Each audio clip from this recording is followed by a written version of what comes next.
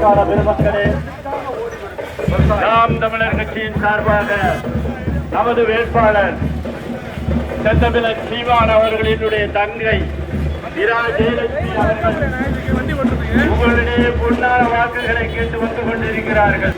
நமது சின்னம் விவசாயி. நமது கட்சி நாம் தமிழர் கட்சி.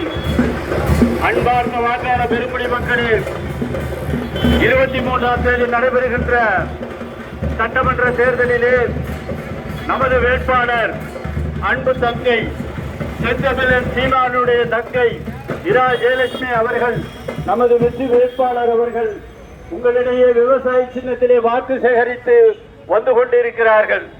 அவர்களுக்கு நீங்கள் பெருவாரியான வாக்கு வித்தியாசத்தில் வெற்றி பெற செய்யுமாறு உங்களை அன்போடு தாழ்மையோடு கேட்டுக்கொள்கிறோம்.